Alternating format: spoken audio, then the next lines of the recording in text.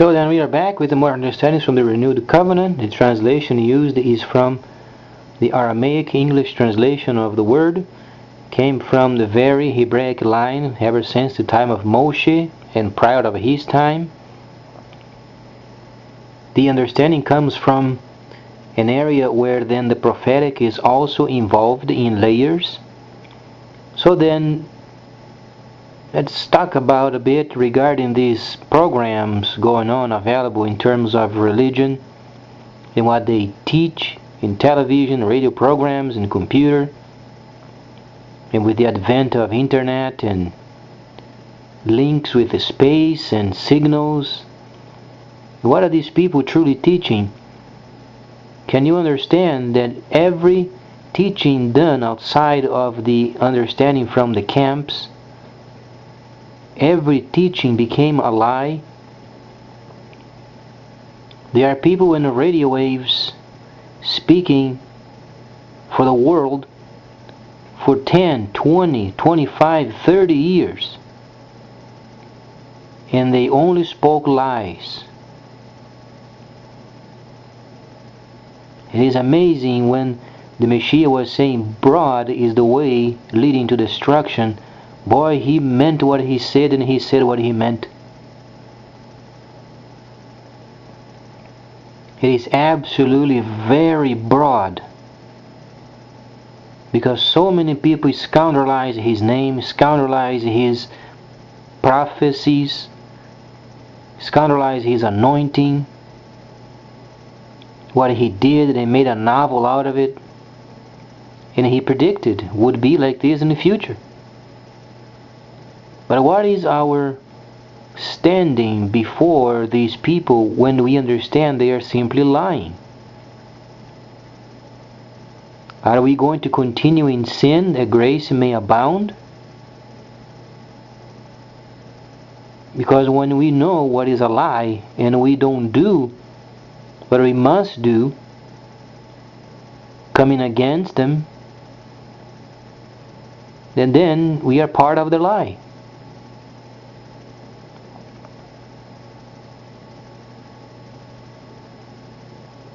The Messiah was very specific.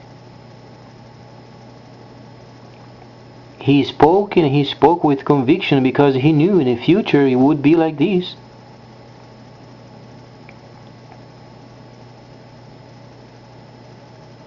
And there are so many of these people speaking over the radio. When you listen to them, you can nearly puke of so much crap they speak. They mix the old covenant with the renewed covenant, and they make links with the old covenant and the new, and then they mix with the Greco-Roman translations, and then they use bits and pieces of verses of certain parts of the old versus the new, and they make their own doctrines. And they don't speak of the camps, they don't speak of the giftings. And when they do speaking of any kind of a gifting, then it's for their own benefit, to make themselves more important. But they never realize there is no gifting. There is the function. It's a function only granted to the set apart.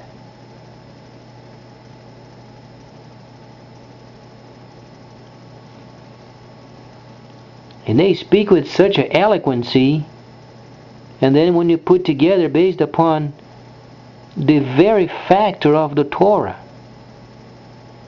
and they themselves openly, they say that the Torah was abolished. We are not under the law anymore. Oh, wait a minute. What, excuse me? We are not under the law? No, we became the completed law in us. The law has made completed in the lives of the set apart, and also in the lives of the Gentiles, as they believe what the Messiah said.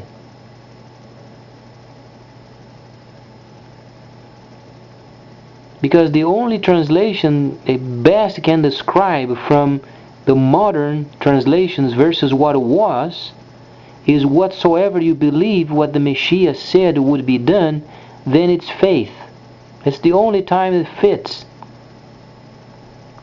Simply believing what the Messiah said was true and it would take place.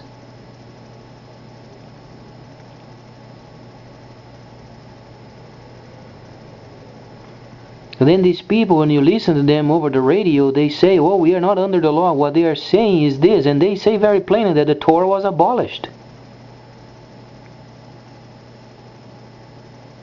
How much more stupider can these get? How can they teach further what they don't understand?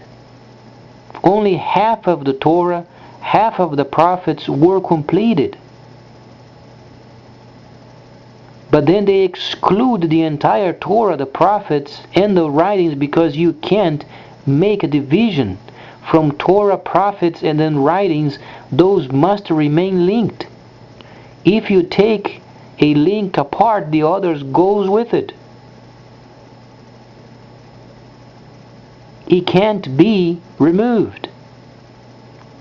But then, because of scandalized Greco-Roman thinking, then they think they can take each area and then separate them. Then they pick what they want. This is manipulation. This is persuasion of lying. That's why you have the word persuasion in the renewed covenant from a Greco-Roman translation. It's a simple put together lie. Persuasion means lie, lies. You don't persuade the people. You only speak what it is, and then let the Spirit, Ruach HaKodesh, influence them from afar.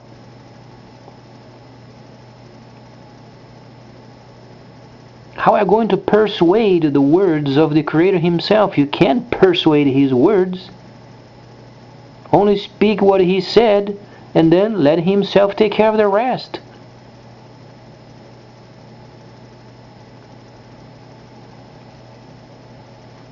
But then these people on the radio, on television, oh, we are not under the law. The Torah was abolished. But they never told you that only half of it was completed.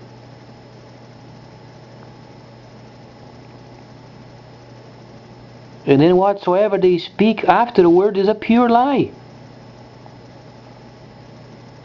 20, 30, 40, 50 years of speaking lies in your ears. And then someday you understand only half of the Torah, half of the prophets were completed.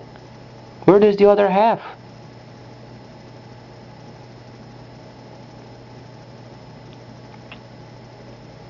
Because they say we are not under the law anymore. Okay. So what is Leviticus? Leviticus is the law. What does it mean, Leviticus, the 23rd chapter, from the 23rd verse through the 44th verse? Oh, those are laws of the feasts. What did Shaliach Shaul said in the renewed covenant would come as a prophetic shadow of it?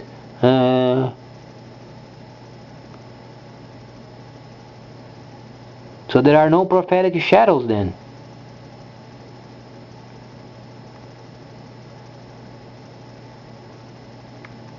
And the error that Shaul exposed very plainly was, it's not the feasts themselves. The fact is, it's not the feast. It's not the area of the feast or the feasts. It's not the substance. It's not the actual feast or feasts. It has to do with the prophetic understanding of them in the future. What people don't understand is the layer. The layer, prophetic layer from the Torah. Because only half of it was completed. But then the first half, in order for the second half to be completed, must have the first half completed. And when they think it was abolished, how are they going to put together? They're scoundrels, liars in your face. But they are on television, on radio, And you listen to them, and then you go to your congregation where, oh, we are not under the law anymore. What are they trying to deceive? Because the Gentiles' functions, or the task given to the Gentiles, they should point to the camps. Encouraging the Hebrew brothers to return to their camps, and then the other Gentiles pointing them to the camps for further teaching. This is how it was before. At the end of the ministry of Shaliach Shaul, this is the way it was. People would come with the questions, they would be directed to the camp. They would come with questions and then direct them to the camp. In the camp they would have more teachings and instructions. Because never deviates from the holy plan of salvation from the time of Moses.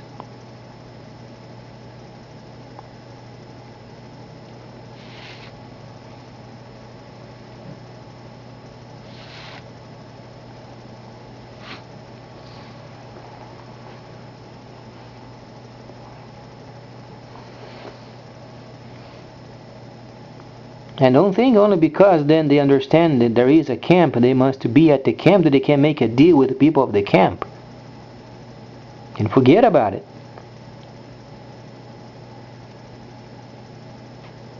There are no dealings with the set apart in their camps and the Gentiles outside.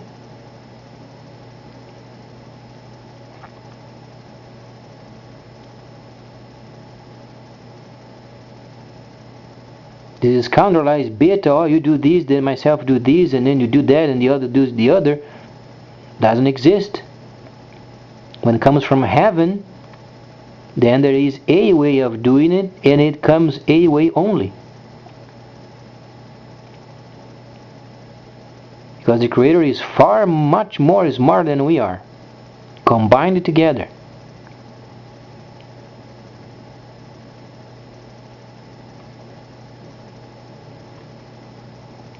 We can barely understand that only half of the Torah, half of the prophets were completed.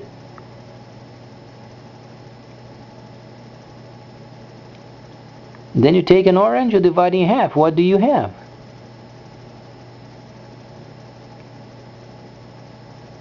Half of an orange and then the other half of an orange. In analogy, the Creator came in the form of the Son and He ate half of the orange. What is it left? And then the mathematics for some people are so complicated, oh, the situation was abolished. That's their answer. You divided orange in a half, what do you have? Half and a half. Half is eaten, what do you have? You have abolishment. Now let's do it together again. You have an orange, you grab an orange, and then you divide it in half, then you eat half of it. What do you have? Abolishment. Now let's do it again. You have an orange, you slice in half, then you eat half of it. What do you have left? Abolishment. Let's do it again. You have an orange, you slice in half, then you eat half. What do you have left? Abolishment. So what you have left is abolishment. You are either stupid or you don't understand mathematics. You're either retarded or you don't understand mathematics.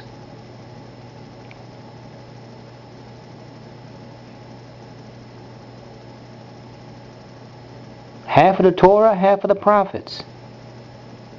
Half of it was completed via the spring feast, and then what do you have left? Abolishment. So where is going to take the second half then? In order for the prophetic understanding of the Torah lined up with what Shaul said in the renewed covenant. How do you explain it?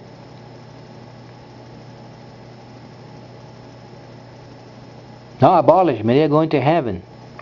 Oh, so then you think then the Torah and the prophets and the writings were abolished and you think you are going to heaven. What are you going to be doing in heaven? In the very presence of the very person that made the Torah and the prophets, and he's saying that only half of it was completed. Where are you going to stick yourself up in heaven and then asking the question up there.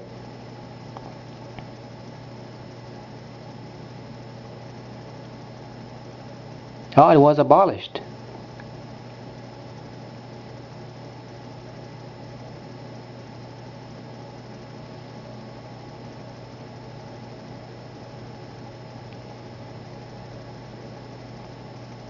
You have an orange, you slice in half, what do you have? You have abolishment. Then you eat half of it, you have the other half left, and then you say abolishment. Either you don't understand the question, or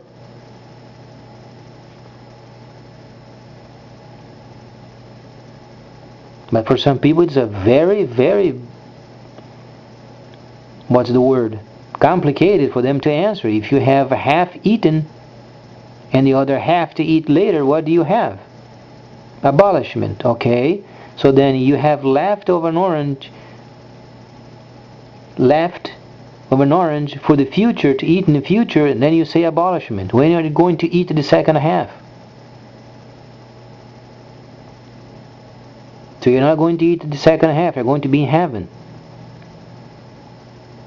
in the very presence of the very person that put together the Torah and the prophets and the writings.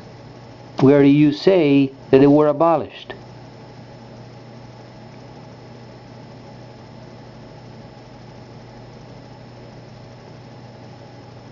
Something is wrong. Some sort of a calculation is not done properly.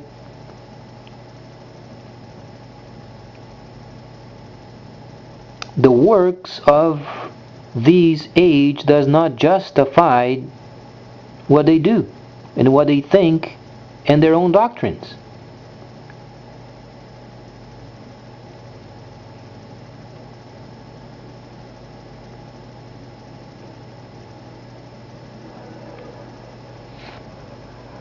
And then some people, they hear, but they don't do what the Creator said for them to do. What is the day of observance? Is it the first day or the seventh day? If you hear and you don't obey, then you are hypocrite. And in the language of the Creator, from the time that He was in the earth, you are a devil.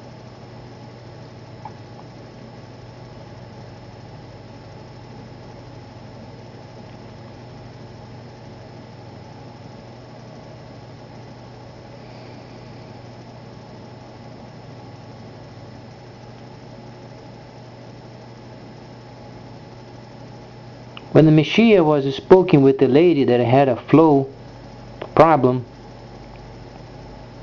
and what he said in return, he said, your belief, the strength of your belief has made you whole. She was loyal, she was believing him, and when he then was around, he did then was involved in the releasing of his anointing for her cure. As we understand, there is no faith in the original manuscript. But he said to her, your belief, your loyalty, then produced an anointing.